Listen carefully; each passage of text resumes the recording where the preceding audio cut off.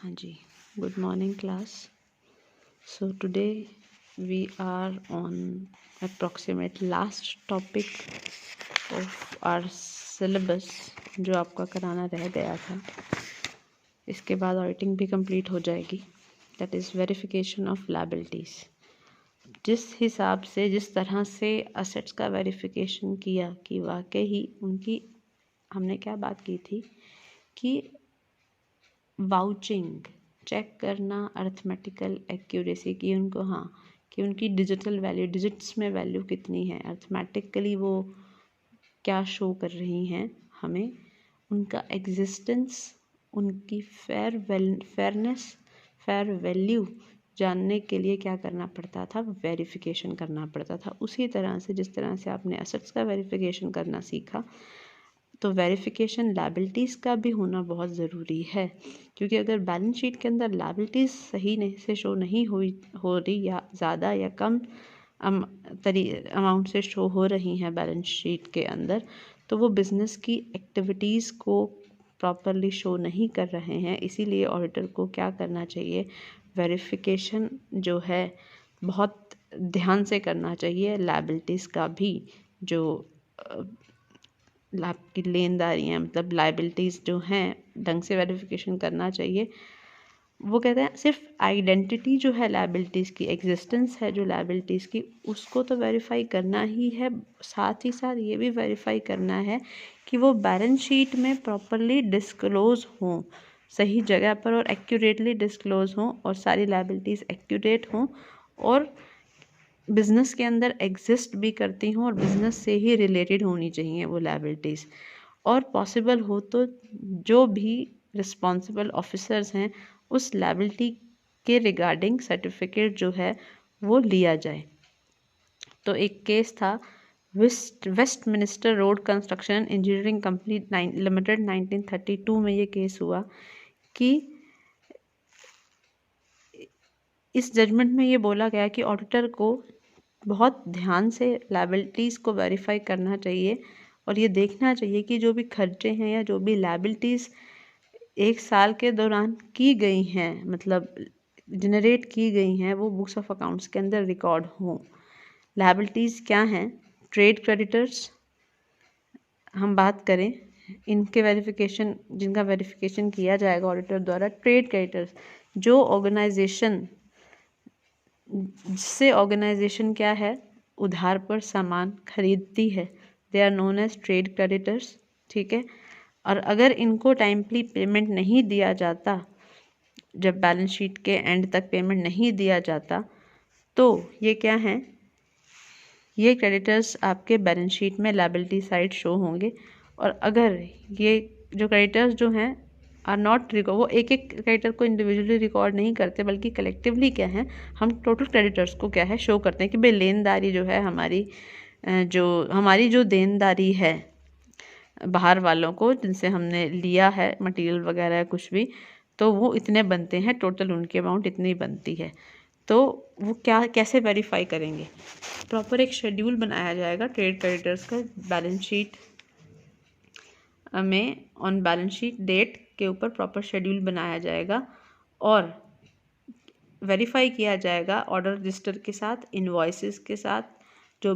भी goods receive की हैं उस रजिस्टर के साथ और लेजर के साथ प्रॉपरली वेरीफाई किया जाएगा वाकई इतने की हमारी देनदारी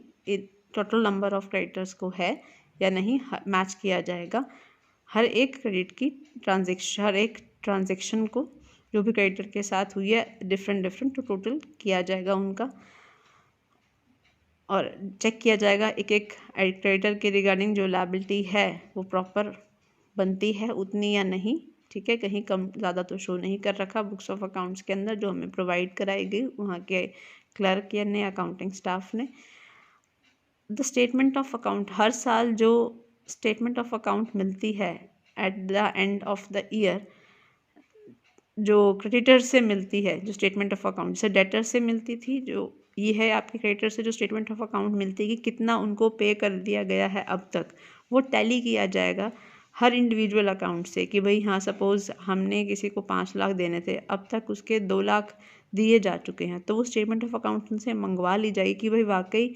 उसको 2 लाख दे दिए गए हैं ना, कहीं ऐसा तो नहीं है कि कैश एम्बेजल किया जा रहा है और उसको तो पे किए 1 लाख और दिखा रखे हैं उसके अकाउंट में 2 लाख। तो उनके साथ कॉरेस्पॉन्डेंस होना बहुत ज़रूरी है। तो रिटर्न में उनसे अकाउंट स्टेटमेंट मंगा लिया जाता है कि कितना उनको मिल चुका है और फिर मैच किया जाता है कि वाकई अकाउंट्स में जितना उस पर्सन को मिला है क्रेडिटर को, उतना वो क्या है अकाउंट में भी 2 लाख पे किया हुआ दिखाया या नहीं दिखाया। तो ये पॉसिबल है कि पेमेंट जो क्रेडिटर को शो की गई हो एक्चुअली में वो एम्बेजल की गई हो, तो वो फ्रॉड भी डिटेक्ट हो जाएगा। मटेरियल और गुड परचेज का पर भी इफ़ेक्ट पड़ सकता है सेल्स और ग्रॉस प्रॉफिट के ऊपर, मतलब जो भी मटेरियल गुड्स या गुड्स परचेज की हैं उनका भी इफेक्ट पड़ सकता है सेल्स या ग्रॉस प्रॉफिट के ऊपर। तो जो ग्रॉस प्रॉफिट की रेट है करंट ईयर में वो भी मैच की जाएगी किससे, gross rate of gross profit जो प्रीवियस ईयर में ग्रॉस प्रॉफिट था उसके साथ मैच की जाएगी। ऑब्वियस सी बात है ना, अगर आप लायबिलिटीज़ को ही पे ऑफ करने में लगा रहे हो तो उससे क्या होगा, आपका पैसा कम होता जाएगा। तो अगर मान लो है भैया आपने ज़्यादा दिखा दिया कि भाई क्रेडिटर्स को पे कर दिया लेकिन एक्चुअल में पेमेंट नहीं किया, उतनी 3 पे कर दिया लेकिन पे 2 ही किया है, ठीक है, इसका मतलब क्या है, वो तो फिर पैसा निकल कर जा रहा है ना बिजनेस के अंदर से। तो वो भी मैच किया जाएगा कि ग्रॉस प्रॉफिट रेट क्या है, पिछले साल से बढ़ी है घटी है, और ये भी चेक करो भी क्रेडिटर्स को कितना दिया है, मैच करो तब पता चलेगा कि वाकई प्रॉफिट्स बढ़े हैं घटे हैं। तो ये मैच करना भी बहुत ज़रूरी है, फ्रॉड यहाँ से भी डिटेक्ट हो जाएगा। तो इन्वॉइसेस फॉर परचेज, जो भी आपकी परचेजेज हुई हैं उसके रिगार्डिंग जितने भी इन्वॉइसेस हैं, बिल हैं,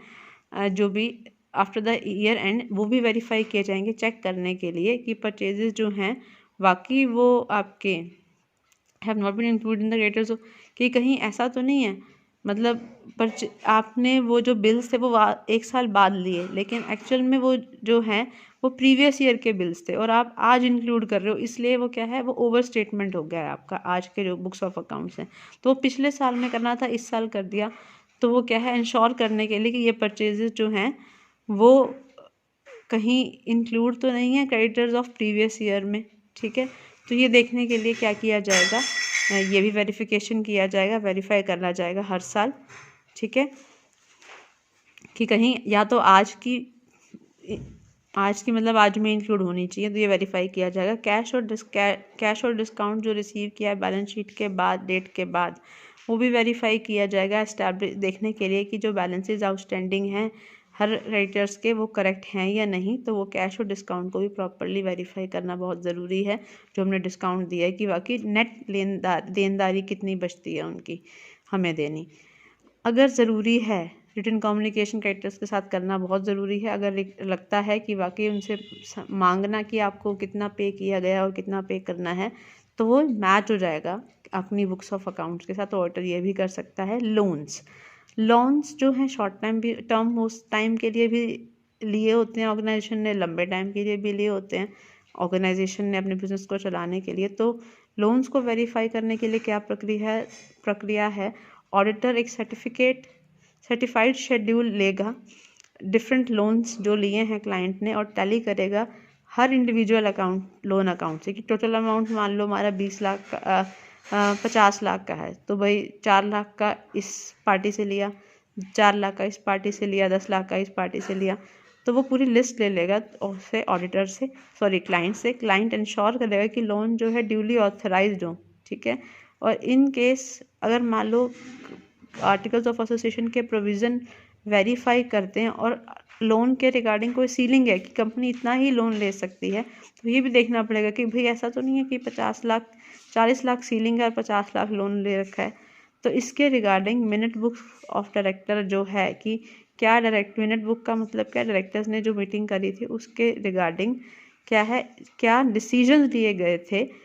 इस संदर्भ में, इस टॉपिक के रिगार्डिंग लोन लेना है तो कितना लेना है या क्या सीलिंग होगी, तो वो मिनट बुक में क्या होंगे, सारी डिस्क्रिप्शन होगी, क्या उसमें बातचीत उस वक्त किया गया था इसके रिगार्डिंग। तो वो भी क्या है देखना पड़ेगा उन्हें, ठीक है। तो वो पहले लोन्स के शेड्यूल लेके इंडिविजुअल लोन अकाउंट से मैच करेगा और चेक करेगा सीलिंग। फिर जो भी लोन एग्रीमेंट की कॉपीज़ हैं वो वेरीफाइड की जाएंगी कि जो लोन लिया गया था वो क्या है ऑर्गेनाइजेशन के नाम पर ही लिया गया हो और ऑडिटर जो है वो रिटर्न कम्युनिकेशन करेगा किसके साथ, मॉर्गेजी के साथ जो गिरवी रखी गई है एसेट, जो वेरीफाई करने के लिए कि लोन की अमाउंट और जो एसेट रखी गई है सिक्योरिटी के फॉर्म में उसकी अमाउंट की वैकई व उसी वैल्यू की है, उस मतलब इतनी वर्दी है कि वो पे ऑफ की जाएगी। ठीक है, कहीं ऐसा तो नहीं बहुत हैवी वैल्यूएट ही ना किया हुआ एसेट का और कम लोन के लिए आपने एक बहुत हैवी वैल्यू के एसेट उनको मॉर्गेज गिरवी कर दी गई, प्रॉपर वैल्यूएशन किया क्या क्या इन टर्म्स ऑफ लोन, तो वो भी देखना पड़ेगा, कम्युनिकेट करना पड़ेगा मॉर्गेजी के साथ। ऑडिटर तो एग्रीमेंट भी देखो किस एग्रीमेंट के अंदर लोन लिया है, क्या इंटरेस्ट रेट है, तो रजिस्टर ऑफ मॉर्गेज वो चेक करेगा। ठीक है, तो वो मॉर्गेज का रजिस्टर भी वेरीफाई करेगा। ऑडिटर ये देखेगा कि बैलेंस शीट की जो डेट है पर, बैलेंस शीट की डेट पर पूरा इंटरेस्ट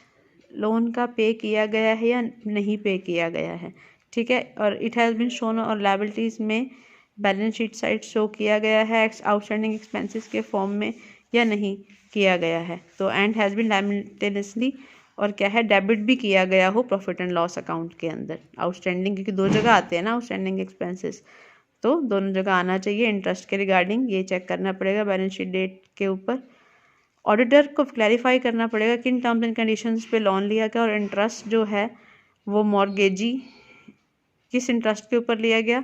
और mortgagee and interest from the mortgagee through which written communication also verify the balance sheet, मतलब कि मॉर्गेजी के साथ जो भी गिरवी रखी गई है सिक्योरिटी वो भी रिटन कम्युनिकेशन करना पड़ेगा, भाई क्या सिक्योरिटी गिरवी है इस वैल्यू की, और ये भी देखना पड़ेगा लोन के आउटस्टैंडिंग बैलेंस कितनी रहती है देनी, ये भी देखना पड़ेगा। ठीक है, तो लोन इंटरेस्ट अमाउंट कितनी अमाउंट बैलेंस रहता है अमाउंट का आउटस्टैंडिंग, ये भी चेक करना ये भी वेरीफाई करना पड़ेगा। ऑडिटर ये भी देखेगा कि लोन जो है वो सही से करेक्टली शो किया गया लायबिलिटी साइड में बैलेंस शीट के या नहीं, कोई सिक्योरिटी लोन के अगेंस्ट दी गई है तो वो बैलेंस शीट में प्रॉपरली डिस्क्लोज की गई है या नहीं। ठीक है, अब नेक्स्ट है प्रोसीजर, प्रक्रिया है डिबेंचर्स के रिगार्डिंग वेरिफिकेशन कैसे करना है उसके रिगार्डिंग। सबसे पहले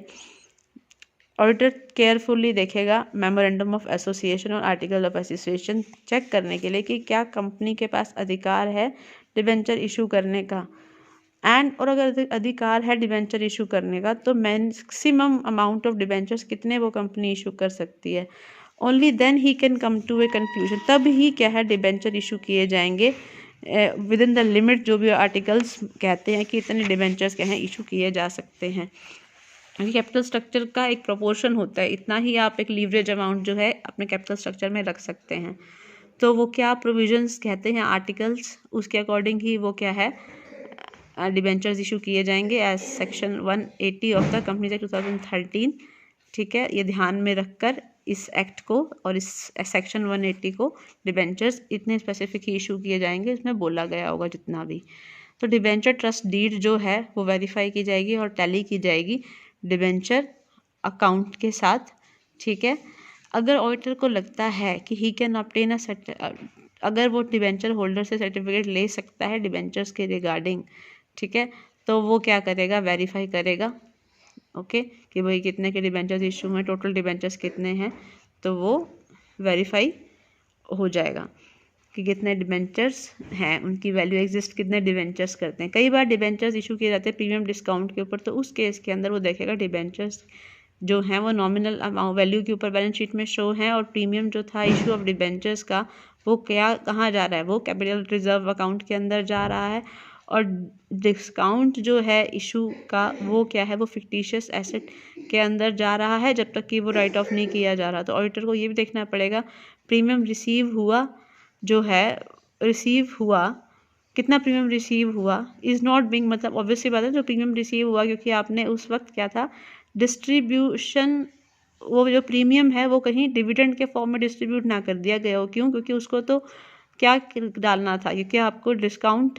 क्योंकि डिस्काउंट पे सॉरी प्रीमियम पे डाल रहे हो तो वो सी कैपिटल रिजर्व अकाउंट के अंदर जाएगा ना, तो कैपिटल रिजर्व अकाउंट को आप क्या है डिस्ट्रीब्यूट नहीं कर सकते डिविडेंड के फॉर्म में। तो ये देखना पड़ेगा अमाउंट ऑफ प्रीमियम जो रिसीव किया वो डिविडेंड के रूप में डिस्ट्रीब्यूट ना हो जाए गलती से, क्योंकि ये कोई जनरल रिजर्व वगैरह नहीं है, ध्यान रखना। अच्छा, क्योंकि ये जो प्रीमियम होता है ये सिर्फ क्या होता है, अगर हम रिडम्पशन के टाइम पर प्रीमियम अराइज होता है या रिडम्पशन के टाइम पर कोई भी लॉस इनकर होता है तो वो वहाँ से सेट ऑफ होता है। इसीलिए वो अब जो पैसा चला गया कैपिटल रिजर्व अकाउंट के अंदर, वो क्या है, वो पैसा सिर्फ रिडम्पशन ऑफ डिबेंचर्स के टाइम पर काम आएगा, डिविडेंड के रूप में नहीं बांटा जाएगा बिल्कुल भी। अच्छा, register of charges should be verify examine the security against the loan. तो जो चार्जेस जो हैं, register of charges should be verified, मतलब जो भी सिक्योरिटी रखी गई है, डिबेंचर्स भी लोन है, उसके अगेंस्ट जो भी कोलेटरल सिक्योरिटी रखी गई है वो एग्जामिन करना पड़ेगा, ठीक है, वो देखने पड़ेंगे। ऑडिटर को साथ ही साथ ये भी देखना पड़ेगा कि रिडम्पशन ऑफ डिबेंचर्स के रिगार्डिंग क्या अरेंजमेंट किया गया है, क्या प्रोविजन बनाए गए हैं। मोस्ट ऑफ क्या होता है, डिबेंचर्स के रिडम्पशन के अंदर क्या किया जाता है कि 10 साल बाद रिडीम करने हैं तो एक राशि जो है वो हर साल क्या है, एक क्या है फंड बना देते हैं, उस फंड को बोलते हैं सिंकिंग फंड या डिबेंचर रिडम्पशन फंड बना देते हैं। वो बनाया गया या नहीं बनाया गया तो ये देखना पड़ेगा। अगर प्रोविजंस जो हैं वो क्या किए गए हैं, अगर प्रोविजंस बनाए गए हैं, वेदर इट इज़ एडिक्वेट और नॉट, द सिंकिंग फंड बनाया है तो सही भी है या नहीं, आर्टिकल्स ऑफ एसोसिएशन के अकॉर्डिंग है भी या नहीं, ये भी चेक करना पड़ेगा। सॉरी, ये जो कैपिटल रिजर्व वाला बनाया था हमें अकाउंट, ये आपका यहाँ पर वैसे डिबेंचर रिजर्व में जाता है ये चीज़ आपका रिडम्पशन के केस के अंदर। तो ध्यान रखना, प्रीमियम वाले कई बार क्या होता है, प्रीमियम का पैसा प्रेफरेंस के रिडम्पशन में तो यूज़ होता है उसी के रिडम्पशन को सेट ऑफ करने के लिए। तो डिबेंचर्स में थोड़ा अलग केस होता है बेसिकली इसी तरह से। ये तो बस यही ध्यान रखना कि वो जो पैसा प्रीमियम आया डिबेंचर्स के ऊपर, प्रीमियम आया, वो डिविडेंड को देने के लिए यूज़ नहीं होगा, ये ध्यान रख लेना बस, ठीक है। वो रिडम्पशन के टाइम पर मोस्ट ऑफ यूज़ होता है। ओके, अब बात कर रहे हैं बिल्स पेएबल। हाँ, procedure should be adopted for verifying bills payable. अब क्या कहते हैं, बिल्स बीपी जो हैं, बीपी क्या होता है, आपने किसी क्रेडिटर को पेमेंट करनी है, आप एक नोट लिख कर देते हो कि इस दिन तक आपकी क्या या इतने महीने में आपका पेमेंट कर दिया जाएगा, रिटर्न देते हो साइन कर, ठीक है, दैट आर बिल्स पेएबल। एक प्रॉमिस करते हो, प्रोमिसरी नोट है, ठीक है। तो ऑडिटर जो है वो एक शेड्यूल ले लेगा, बिल्स कितने पे करने हैं और क्या आउटस्टैंडिंग है जो भी क्रेडिटर्स को देना है, ठीक है। वो बैलेंस शीट में वो क्या आउटस्टैंडिंग है, वो बैलेंस शीट में कितने उस दिन है ये भी देख लेगा, वो टैली करेगा कि कितने टोटल आउटस्टैंडिंग पड़े हैं। टोटल शेड्यूल जो है बीपी बुक का या पेबल अकाउंट वो क्या है और उसके साथ क्या है वो मैच करेगा, दोनों बिल्स पेबल बुक का और बिल्स पेबल अकाउंट वो टोटल क्या है चेक करेगा। जो भी बिल्स जिनके ऊपर पेमेंट देनी है, हैज़ बीन मेड, जिनके ऊपर पेमेंट देनी है or received back into business, जो भी जिनके ऊपर पेमेंट करनी है वो क्या है, वो हाँ जिनके ऊपर पेमेंट की गई है वो वो क्या है आपके बिजनेस में वापस आ चुके हैं, ठीक है। अगर मान लो बिल्स पेबल वेरीफाई कर लिए गए हैं तो बिल्स रिसीव बैक जो हैं वो बिजनेस में वो वेरीफाई कर लिए जाएंगे और सारे जो बिल्स हैं जिनके ऊपर payment has been made should be match करेंगे कैश बुक से और बैंक पासबुक से, ठीक है। अगर मान लो कोई बिल डिसऑनर कर लिया जाता है या रिन्यू हो जाता है ऑर्गेनाइजेशन और को क्या है पे करनी होती है इंटरेस्ट या नोटिंग चार्जेस, तो ऑडिटर क्या करेगा कि वो रिकॉर्ड करेगा अप्रोप्रिएटली बुक्स के अंदर, या उसने बुक्स के अंदर रिकॉर्ड किए हैं या नहीं किए गए कि भाई डिसऑनर हो गए और ब्याज देना पड़ा या नोटिंग चार्जेस देने पड़े, तो बुक्स में रिकॉर्ड किए हैं नहीं कि ये देखना पड़ेगा। ऑडिटर को ये भी देखना पड़ेगा कि क्या जो भी खर्चे हैं वो प्रॉफिट एंड लॉस के अंदर डाले या नहीं डाले। तो बिल्स पेबल के वेरीफाई करने के लिए बैलेंस शीट की डेट पे कैश बुक जो है वो वेरीफाई करनी होगी for a couple of weeks after balance sheet, ठीक है। तो हाँ, जब बिल्स वेरीफाई करने के लिए कैश बुक को भी वेरीफाई करना पड़ेगा काफ़ी वीक्स तक, जब बैलेंस शीट डेट के बाद इंश्योर करने के लिए कि बैलेंस शीट और डेट ऑफ ऑडिट पेमेंट जो है has not been made on any bill, कि तो जो भी आपकी बैलेंस शीट और जो भी डेट है आपकी डेट ऑफ ऑडिट, उस पेमेंट को ऑडिट करने की date has not been made, वो किसी भी बिल के ऊपर ना हो। और इन केस ऑफ एनी कोई भी शक होता है तो ऑडिटर क्या है, रिटन कम्युनिकेशन करेगा जिसने भी बिल लिखा है ये देखने के लिए करेक्ट अमाउंट बिल की कितनी है। अब बात आती है बैंक ओवरड्राफ्ट की। अगर बैलेंस शीट एक ऑर्गेनाइजेशन की एक बैंक ओवरड्राफ्ट शो करती है लायबिलिटीज़ के अंदर, ठीक है, मतलब एक बैलेंस शीट के अंदर क्या है, बैंक ओवरड्राफ्ट शो होगा लायबिलिटीज़ के अंदर। जो भी बैंक ओवरड्राफ्ट शो हो रहा है लायबिलिटीज़ के अंदर, तो उसको वेरीफाई करने के लिए कैश बुक और पासबुक चेक की जाएगी। उसके बाद बैलेंस जो भी है ओवरड्राफ्ट का और इंटरेस्ट जो उसके ऊपर पे करना है वो भी क्लैरिफाई किया जाएगा बैंक से रिटन कम्युनिकेशन के थ्रू। तो जो भी क्रेडिटर्स हैं कैपिटल एक्सपेंडिचर के रिगार्डिंग जो क्रेडिटर्स हैं उसके संदर्भ में क्या बोला गया है, कहते हैं इन एक्सपेंसेस को वेरीफाई करने के लिए, कैपिटल एक्सपेंडिचर को वेरीफाई करने के लिए जो भी एंट्री की जाएंगी कैश बुक में या परचेज एग्रीमेंट की जो भी कंडीशंस होंगी पर रिगार्डिंग द एसेट, ये भी वेरीफाई की जाएंगी। अगर रिटन कम्युनिकेशन करने की ज़रूरत है क्रेडिटर के साथ तो वो भी किया जाएगा। तो ऑडिटर को वेरीफाई करना पड़ेगा एसेट अकाउंट रिगार्डिंग कोई भी एसेट इंक्रीज़ हुई है या कुछ एडिशंस हुए हैं तो वो भी क्या है आपके वेरीफाई किए जाएंगे, क्योंकि जो आप ले रहे हैं ये क्या है, एक तरह से आपका कैपिटल एक्सपेंडिचर है, ठीक है, जो भी आप खरीद रहे हैं बड़ी अमाउंट का कुछ भी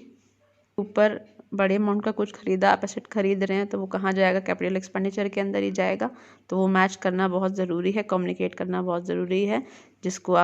आपकी देनदारी बनती है उसके साथ। आउटस्टैंडिंग एक्सपेंसेस, अब ये क्या वो खर्चे हैं जो क्या फाइनेंशियल ईयर के अंदर हुए लेकिन कुछ पेमेंट्स जो है टिल लास्ट डेट पूरी नहीं की गई है फाइनेंशियल ईयर के अंदर, इट मीन्स ये अभी भी पेएबल हैं last year date of balance sheet, कुछ रहते हैं पे करने। तो कुछ प्रोसीजर है वेरिफिकेशन ऑफ आउटस्टैंडिंग एक्सपेंसेस के रिगार्डिंग। ऑडिटर को सर्टिफिकेट लेना पड़ेगा रिस्पॉन्सिबल ऑफिशियल्स से कि सारे खर्चे जो हैं आउटस्टैंडिंग वो शो किए गए हैं बैलेंस शीट के अंदर, तभी तो वो वेरीफाई करेगा, है ना। तो वो देखेगा कि प्रॉपर शेड्यूल जो है आउटस्टैंडिंग एक्सपेंसेस का वो क्लाइंट से वो शेड्यूल सारा ले ले, कब कब कितने देनदारी जो है मतलब देना है, कितने बकाया रहते हैं, कौन से खर्चे बकाया रहते हैं, किस किस डेट तक कब तक देने थे और कितने दिए नहीं हैं, किस किस काइंड के वो आउटस्टैंडिंग खर्चे हैं। तो ऑडिटर वेरीफाई करेगा अकाउंट्स ऑफ रिकरिंग एक्सपेंसेस कि भाई रेंट है ये भी आउटस्टैंडिंग हो सकता है, बिजली का बिल भी आउटस्टैंडिंग हो सकता है, वेजेस भी आउटस्टैंडिंग हो सकती है, सैलरी भी आउटस्टैंडिंग हो सकती है, ब्याज जो है वो भी आउटस्टैंडिंग हो सकता है। तो ये क्या है आपको वो वेरीफाई करेगा और ये कंक्लूजन पे आएगा on last date of balance sheet क्या सारे खर्चे कंसीडर किए गए हैं अकाउंट्स के अंदर। ये खर्चे वेरीफाई करेगा कि नॉमिनल अकाउंट डिमांड नोट, मतलब ये वेरीफाई सारे खर्चे करेगा कि ये जो खर्चे हैं वो किस नेचर के हैं, ठीक है। वो नॉमिनल अकाउंट को चेक करेगा, डिमांड नोट्स को चेक करेगा, बिल्स और रिसिप्ट्स को चेक करेगा कि भाई हाँ वाकई आउटस्टैंडिंग रहते हैं, ये कितना कब का लिया था, उसके ऊपर कितना बनता है, बकाया कितना बनता है, कितनी ड्यूरेशन का बनेगा, वो प्रॉपर चेक करेगा। तो नेट आउटस्टैंडिंग वो निकाल लेगा कि हाँ इतने आउटस्टैंडिंग और बुक्स ऑफ अकाउंट में भी इतने मेंशन है या नहीं, तो ये चेक करेगा। तो यहाँ से वो मैच कर लेगा। वेरीफाई करने के लिए expenses that they do not include any, हाँ उसमें कहता है कि अगर मान लीजिए जो खर्चे नॉन रिकरिंग नेचर के हैं, नेचर तो इनवॉइसेस जो नेक्स्ट ईयर की जो भी बिल्स वगैरह होंगे आल्सो वो उसके भी आपको क्या वेरीफाई करने होंगे कि वो क्या है, वो प्रीवियस ईयर के किसी भी do not include any, verify करना होगा क्या कि नेक्स्ट ईयर के रिगार्डिंग आपके नेचर के हैं, तो ये भी देखना पड़ेगा, इंश्योर करना है कि उसके अंदर कोई प्रीवियस ईयर के इनवॉइसेस नहीं इंक्लूड हों। तो ऑडिटर को ये भी वेरीफाई करना पड़ेगा cash book for the next year to ensure that expenses जो ऑडिट ईयर के थे वो उस नेक्स्ट ईयर के अंदर कहीं इंक्लूड ना हो। इन केस कुछ खर्चे इनकर्ड हो गए लेकिन डिटेल्स जो हैं वो अब तक रिसीव नहीं हुई है, तो इस सिचुएशन में ऑडिटर देखेगा कि एडिक्वेट प्रोविज़न जो है वो क्या है, बनाया गया है या नहीं बनाया गया उन खर्चों के रिगार्डिंग, ठीक है। आउटस्टैंडिंग खर्चे करंट ईयर के कंपेयर किए जाएंगे प्रीवियस ईयर से, ये चेक करने के लिए कि जो खर्चे हैं which were outstanding in the previous year and not this year, current year के आउटस्टैंडिंग को चेक करने के लिए कंपेयर किया जाएगा प्रीवियस ईयर के आउटस्टैंडिंग से कि ये खर्चे जो प्रीवियस ईयर में आउटस्टैंडिंग थे और इस बार भी क्या है और इस बार आउटस्टैंडिंग है या नहीं है, तो डिटेल्स इन खर्चों की क्या है ली जाएगी। तो जो भी रिकरिंग एक्सपेंसेस हैं प्रीवियस ईयर के वो भी कंपेयर किए जाएंगे टोटल एक्सपेंसेस करंट ईयर के से, और ये देखा जाएगा कि इश्यूज जो हैं, डिस्क्रिपेंसीज जो हैं वो कहाँ पर आ रही हैं, उनको भी वेरीफाई किया जाएगा। कैपिटल जो है वो लायबिलिटी तो नहीं है कंपनी की, ठीक है, तो ऑडिटर को वेरीफाई करना पड़ेगा सो दैट कैपिटल को भी ही कैन सर्टिफाइड, ताकि बैलेंस शीट की फेयरनेस को क्या है वो प्रॉपरली चेक करे। तो वे ज़रूरी है वेरीफाई करने के लिए किसको, आपके शेयर कैपिटल को कुछ पॉइंट्स ध्यान में रखने पड़ेंगे कि कंपनी के केस में अगर कंपनी नई है और ऑडिट जो है वो पहली बार हो रहा है, तो वो देखना पड़ेगा कि memorandum of article and memorandum of association and article of association clearly auditor पढ़े। जब पहली बार वो ऑडिट कर रहा है, उस कंपनी का पहली बार ऑडिट हो रहा है, तो ध्यान से पढ़ने पड़ेंगे MOA एंड AOA। ऑडिटर को वेरीफाई करनी पड़ेगी cash book, passbook, minute book directors की, ये देखने के लिए नंबर ऑफ शेयर्स कितने थे, उनका क्लासिफिकेशन कैसा है, कितने इक्विटी हैं, कितने प्रेफरेंस हैं, ठीक है। मनी पेड अप शेयर्स के ऊपर है, ऑन द शेयर्स जो भी आपके पेड अप हैं share by the share holders, and the money payable on calls made. तो ये भी सारे के सारे आपको क्या करने पड़ेंगे, वेरीफाई करनी पड़ेगी कितनी मनी जो है शेयर्स के ऊपर मंगाई गई, कितनी पे हुई है, ठीक है। अगर शेयर्स जो हैं वो वेंडर्स को इशू किए गए हैं, कोई एसेट वगैरह परचेज की गई थी, तो वो कॉन्ट्रैक्ट जिसके अंदर ये वेंडर्स के साथ एंटर हुए थे रिगार्डिंग इशू ऑफ कि शेयर इशू किए जाएंगे उनको कैश के बदले में, तो वो भी कॉन्ट्रैक्ट उन्हें चेक करना पड़ेगा। इन केस अगर कंपनी जो है वो नई नहीं है और ऑडिट जो है वो प्रीवियस ईयर भी हुआ है, तो जो भी चेंजेस या बढ़ोतरी हुई है कैपिटल के अंदर, तो वो भी वेरीफाई करना पड़ेगा कि इंश्योर करने के लिए कि चेंजेस जो हैं वो प्रोविजंस जो हैं कंपनीज एक्ट के, वो उसी के अकॉर्डिंग ही आपके क्या है चेंजेस, यानी कि इंक्रीमेंट इन कैपिटल हुआ है या नहीं हुआ, उसके अकॉर्डिंग चेंजेस हुए हैं कैपिटल में जो बढ़ोतरी आई है।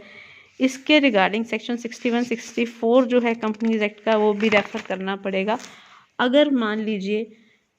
कि अगर शेयर कैपिटल के अंदर रिडक्शन है, रिड्यूस हुई है शेयर कैपिटल, तो सेक्शन 66 कंपनीज एक्ट का रेफर करना करेगा इंश्योर करने के लिए रिडक्शन जो है प्रोविजंस ऑफ जो है आपके एक्ट वो हुई है या नहीं हुई। तो रिडक्शन और इंक्रीज के टाइम पर एक्ट के सारे प्रोविजंस देखने पड़ेंगे। कैपिटल को वेरीफाई करने के लिए पार्टनरशिप फर्म में पार्टनरशिप एग्रीमेंट को देखना पड़ेगा, और ये भी देखना पड़ेगा कैश बुक और पासबुक जो हैं उनको भी वेरीफाई करना पड़ेगा कि उसमें वाकई उतना पैसा आया है या नहीं आया, अगर कैपिटल बढ़ी है या घटी है, जो भी है। कंटीजेंट लायबिलिटी जो क्या है पेबल नहीं होती बैलेंस शीट की डेट के ऊपर, बट एक्चुअल लायबिलिटीज बन जाती हैं अगर फ्यूचर में कोई अननोन इवेंट, अगर फ्यूचर में कोई इवेंट अक्कर हो गया, तो वो क्या है कंटीजेंट लायबिलिटी बन जाती है। मतलब श्योरिटी नहीं है, इवेंट अचानक हो सकते हैं आने वाले टाइम में, ठीक है। तो लायबिलिटी जो है वो अभी एक्चुअलाइज नहीं हुई है, डिपेंड करता है पर्टिकुलर इवेंट के अक्कर होने में। कई बार वो कंफर्म किया जाता है कि लायबिलिटी एग्जिस्ट करती है, लेकिन अमाउंट ऑफ लायबिलिटी कंफर्म नहीं होती है। इस वजह से क्या है आपका, इस वजह से क्या है, ये अनश्योरिटी है ना, इसका जो नेचर है कंटीजेंट लायबिलिटी का नेचर है, प्रकृति अनश्योर है। तो ये लायबिलिटीज़ तभी के लिए कंटीजेंट लायबिलिटीज़ कही जाती हैं, बिकॉज ये अनश्योर होती हैं इनकी अमाउंट, और इवेंट अक्कर होगा तो ही क्या है इन लायबिलिटीज़ को पे किया जाएगा। ये लायबिलिटीज़ कंफर्म नहीं होती, डिक्लेयर एंड डिपेंड करती हैं पर्टिकुलर पॉसिबिलिटी अगर होगी तो, बट ये लायबिलिटीज़ जो होती हैं वो सर्कमस्टांसेस पे डिपेंड करती हैं, बैलेंस शीट डेट के रिगार्डिंग क्या सर्कमस्टांसेस हैं उन पे डिपेंड करती हैं। अगर इन फ्यूचर सर्कमस्टांसेस जो हैं वो बिजनेस के अगेंस्ट हैं परिस्थितियाँ, तो लायबिलिटीज़ जो हैं सर्कमस्टांसेस के रिगार्डिंग वो क्या होंगी, अगर अराइज हो जाती हैं, ठीक है, इस इवेंट अराइज हो जाती हैं, and in such an event organisation को फिर पे ऑफ करनी पड़ेगी वो लायबिलिटी जो एक्चुअल में पहले वो लायबिलिटी थी ही नहीं। तो वो फ्यूचर के सर्कमस्टांसेस, जो फ्यूचर में सर्कमस्टांसेस अगर बिजनेस के बियॉन्ड अपोजिट काम करते हैं और लायबिलिटी सर्कमस्टांसेस में वो अराइज हो जाती है, तो उस केस के अंदर वो पे करना पड़ेगा लायबिलिटी को। वो देखते हुए फिर भी कि एक्चुअल में लायबिलिटी थी भी नहीं, फिर भी वो पे करना पड़ेगा, क्योंकि जो कहते हैं ना पासा पलट गया, ठीक है,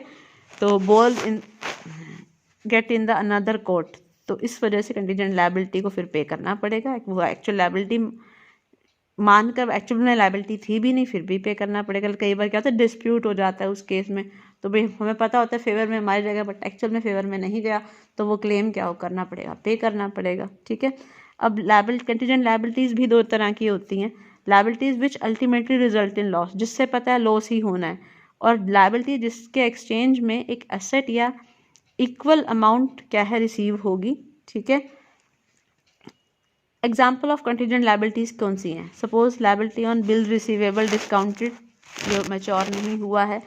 liabilities under a guarantee, liabilities है कॉल्स या पार्टी पेड शेयर्स के regarding, liabilities for cases, company के कोई केस हैं जिनको एक्नॉलेज नहीं किया गया डेप्ट के फॉर्म में कि वो डेट है, liabilities for penalties under forward contracts के, फॉरवर्ड कॉन्ट्रैक्ट्स के रिगार्डिंग पेनल्टीज चार्ज की जाती हैं, तो उस केस में भी लायबिलिटीज अक्कर हो सकती है, ठीक है। अच्छा, liability in respect of arrears of, अगर मान लो क्यूमुलेटिव प्रेफरेंस शेयर्स हैं या आपके क्यूमुलेटिव प्रेफरेंस शेयर्स के ऊपर डिविडेंड है, वो तो इकट्ठा आपको बाद में पे करना पड़ता है ना, तो वो क्या है एरियर के रिगार्डिंग, तो वो भी आपकी लायबिलिटी है, कंटीजेंट लायबिलिटी में आएगी। फॉरवर्ड कॉन्ट्रैक्ट्स के रिगार्डिंग आपकी ये आपके ना फॉरेन एक्सचेंज में भी आते हैं, आपके बेसिकली आपके सिक्योरिटीज़ के अंदर फॉरवर्ड ट्रांजेक्शन्स आती हैं, तो वो भी पेनल्टी अगर लग गई है तो वो भी आपकी कंटीजेंट लायबिलिटी बन जाएगी। तो सारी कंटीजेंट लायबिलिटी जो हैं वो बैलेंस शीट में फुटनोट के फॉर्म में दिखाई जाएंगी, और ये जो अमाउंट होगा वो इंक्लूड नहीं किया जाएगा बैलेंस शीट के टोटल के अंदर, ना ही क्या है वो इंक्लूड किया जाएगा एक्चुअल लायबिलिटी के अंदर। तो जो भी एस्टिमेटेड लायबिलिटी होंगी ये कंटीजेंट लायबिलिटी से डिफरेंट होती हैं जो वैसे नॉर्मल लायबिलिटीज़ होती हैं। तो जो भी कैश आउटले होगा इस एस्टिमेटेड लायबिलिटी का, ये इजीली डिटरमाइन किया जा सकता है, क्योंकि ये रिलेटेड इवेंट जो है वो क्या है, event giving rise to the liability has already occur, कि मतलब वो जो भी आपका इवेंट अक्कर हो रहा है जिसके रिगार्डिंग ये एस्टिमेटेड लायबिलिटी का पेमेंट आ रही है, वो क्या है ऐसे लायबिलिटी के रिगार्डिंग है जो इवेंट एक्चुअल में हो चुका होता है पहले। एज पर कंपनीज एक्ट जो भी एस्टिमेटेड लायबिलिटी है should be included under current liabilities में वो आएगा, और प्रोविज़न वो लायबिलिटीज़ के रिगार्डिंग जो बनता है वो लायबिलिटी साइड के प्रोविज़न जो लायबिलिटी साइड में होगा आपका बैलेंस शीट के अंदर, लेकिन कंटीजेंट लायबिलिटी जो होगी वो अपीयर होगी आपकी फुटनोट में। तो जो बाकी लायबिलिटीज़ के बाद आपको रिगार्डिंग आपको एस्टिमेटेड पता होता है, क्योंकि वो इवेंट हक्कर हो चुका होता है, इसलिए आप वो प्रोविज़न के अंदर लिख देते हो लायबिलिटी साइड। लेकिन यहाँ पर कंटीजेंट लायबिलिटी के अंदर आपको कुछ पता नहीं होता तो आप फुटनोट के अंदर लिख देते हो। तो रीज़न होता है ये क्रिएट करने का, एक रिज़र्व क्रिएट करना पड़ता है कंटीजेंट लायबिलिटी के लिए कि भाई इन सर्कमस्टांसिस में अगर हो गया तो हम क्या है एक रिज़र्व क्रिएट कर देते हैं। Contingent liability is never that company has, वो एक्चुअल लायबिलिटी मानते नहीं है बट फिर भी हम कर देते हैं रिज़र्व कलेक्ट करके कि हाँ हो गया तो फिर पेमेंट करना पड़ेगा। तो अच्छा, अब क्या कहता है कि ये मुश्किल है देखना कि ऑडिटर के लिए कि मैनेजमेंट को सभी कंटीजेंट लायबिलिटीज़ को शो करना बैलेंस शीट के अंदर ज़रूरी है, मतलब करेगी मैनेजमेंट सारी कंटीजेंट लायबिलिटीज़ को शो करेगी या नहीं है। Even then he should adopt the, या वो फॉलोइंग प्रोसीजर शो करेगी कंटीजेंट लायबिलिटीज़ को और के रिगार्डिंग। ऑडिटर देखो सारी डिटेल्स लेगी कंटीजेंट लायबिलिटीज़ की क्लाइंट से, और वो क्या करेगी वेरीफाई करेगी रीजंस जिस वजह से लायबिलिटी क्या है वो डाउटफुल हुई और कंटीजेंट हुई। तो ऑडिटर क्या है वो कंटीजेंट लायबिलिटी को फाइंड आउट कर सकता है मिनट बुक्स देखकर, डायरेक्टर्स की जो मीटिंग में जो भी बातचीत हुई थी वो पढ़कर देख सकता है कि कंटीजेंट लायबिलिटी क्या है। अगर कोई अनयूजुअल कॉन्ट्रैक्ट हुआ है बिजनेस का तो वो क्या है वेरीफाई करना पड़ेगा टू फाइंड आउट कि और पॉसिबल लायबिलिटीज़ क्या हो सकती हैं। तो मतलब भुगतना और भी पड़ सकता है कंपनीज को, और ऐसा अगर कुछ अनयूजुअल कॉन्ट्रैक्ट हो चुका है तो उसके बियॉन्ड भी क्या है एक देनदारी बन सकती है, कहीं और फर्दर इम्पैक्ट ना पड़े तो वो भी चेक करना पड़ेगा ऑडिटर को। ऑडिटर को ये भी देखना पड़ेगा कि whether inadequate provisions had been made for contingent, हर एक कंटीजेंट लायबिलिटी के रिगार्डिंग एडिक्वेट प्रोविजन बनाया है या नहीं बनाया, वो डिस्क्लोज़ करना पड़ेगा प्रोविज़न की प्रॉपर एडिक्वेसी, कि प्रॉपर एडिक्वेट प्रोविज़न है या नहीं, रिपोर्ट में भी डालना पड़ेगा। Unmatured bills which have been discounting, जो बिल्स डिस्काउंट किए गए हैं, मतलब जो बैंक से क्या है उनको डिस्काउंट करा लिया गया है, but which have not yet mature नहीं हुए हैं, ठीक है, शुड बी वेरीफाई करना पड़ेगा जो भी आपकी बैंक से डिटेल मिलती है उनसे। अनकॉल्ड अमाउंट ऑफ शेयर्स, जो भी कंपनीज के पास हैं जिनके ऊपर अभी कॉल नहीं की गई है, ठीक है, तो भी वेरीफाई करना पड़ेगा। अलॉटमेंट लेटर से, बैंक रिसीप्ट से और शेयर से कितना अमाउंट बनता है। कोई भी केस या क्लेम जिसके अगेंस्ट बिजनेस के कोई भी केस या क्लेम वो डिस्कस करना पड़ेगा लॉयर्स के साथ, और सारी डिटेल्स जो हैं वो भी लेनी पड़ेंगी उसके संदर्भ में ऑडिटर को। गारंटी जो थर्ड पार्टी ने दी है, ठीक है, जिससे कई बार क्या होता है गारंटी होल्डिंग कंपनी देती है सब्सिडरी कंपनी के लिए, तो गारंटीज जो है थर्ड पार्टी के लिए जो दी है वो भी वेरीफाई करनी पड़ेगी। डॉक्यूमेंट्री एविडेंस जो भी अवेलेबल है उनसे कंटीजेंट लायबिलिटी के रिगार्डिंग, तो जो भी गारंटी दी हैं वो भी वेरीफाई करनी होंगी, ठीक है। अच्छा, any security given for a loan, third person ने कोई भी लोन के रिगार्डिंग सिक्योरिटी दी है वो भी वेरीफाई करनी पड़ेगी सिक्योरिटी एग्रीमेंट के अंतर्गत। अच्छा, एज पर कंपनीज एक्ट के अकॉर्डिंग सारी कंटीजेंट लायबिलिटीज़ को डिस्क्लोज करना पड़ेगा फुटनोट के अंदर, बैलेंस शीट के अंदर, ठीक है। तो इसी के साथ अपना ऑडिटिंग का पूरा सिलेबस ख़त्म होता है। All the best for your exams. चलो।